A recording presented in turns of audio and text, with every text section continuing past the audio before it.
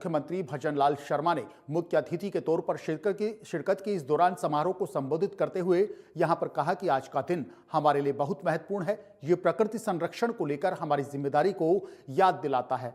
CM ने कहा कि वन हमारे जीवन का आधार है। उन्होंने आगे कहा कि वानिकी दिवस की थीम फॉरेस्ट एंड फूड रखी गई है। सीएम ने आगे कहा कि प्रकृति हमारे जीवन का आधार है और हमारी संस्कृति में पेड़ों और नदियों को पूजा जाता है। हमें प्रकृति में सहभागिता बढ़ानी है और हमें सोचना होगा कि आने वाली पीढ़ी को हम क्या देकर जा रहे हैं। सीएम ने आगे कहा कि आप सब आने वाली पीढ़ी को पौधारोपण की सौगात दीजिए और फल फूल और छाया देने वाली प्रकृति का संरक्षण कीजिए। साथ ही वन मित्रों को उनके योगदान के लिए प्रोत्साहित करें। आने वाले समय में ये वन क्षेत्र में हमारा राजस्थान अलग ही अपनी पहचान बनाएगा, ये भी मैं आपको विश्वास दिलाता हूं।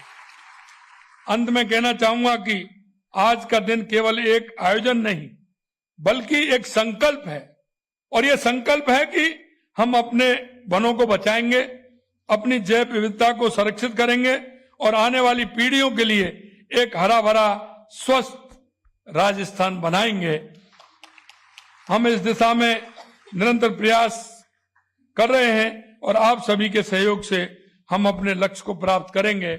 मैं आपके माध्यम से राजस्थान की जनता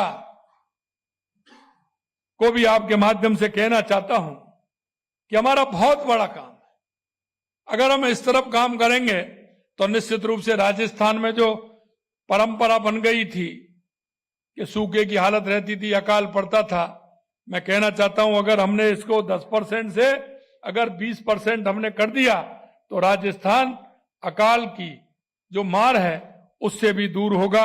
यह मुझे विश्वास है, क्योंकि प्रकृति का अगर हम संरक्षण करेंगे तो निश्चित रूप से प्रकृति हमारा संरक्षण करेगी। ये हमारे मन का विश्वास है। हम ये जो काम कर रहे हैं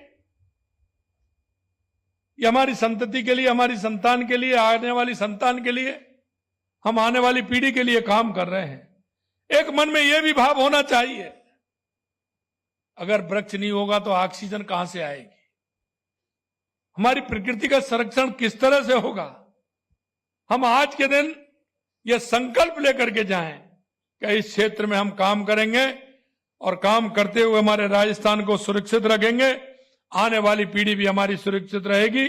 इस आशा और विश्वास के साथ आप सभी को मैं बहुत बहुत धन्यवाद देना चाहता हूं कि आपने आकर के इस कार्यक्रम में बहुत गरिमा भी बढ़ाई है और आने वाले समय में आप इस आभा को पूरे राजस्थान के अंदर ले जाएंगे और पूरे राजस्थान में हम इस क्षेत्र में काम करेंगे। अभी हमारा जैसा मैंने बताया 10% है, थोड़ा 10% के लगभग है, इसको हमें आगे बढ़ाना है। आपको ये जानकर प्रसन्नता होगी कि राजस्थान का कृषि वानिकी में उपलब्ध ग्रोइंग स्टॉक पूरे देश में 4थे स्थान पर है। हरित आवरण में कृषि वानिकी इस महत्वपूर्ण भूमिका को समझते हुए हमारी सरकार राज्य में पहली बार कृषि वानिकी नीति ला रही है। वनों की रक्षा न केवल पर्यावरणीय जिम्मेदारी है बल्कि यह सामाजिक और आर्थिक विकास का भी आधार है। इसलिए कहा गया है कि वन है तो हम हैं।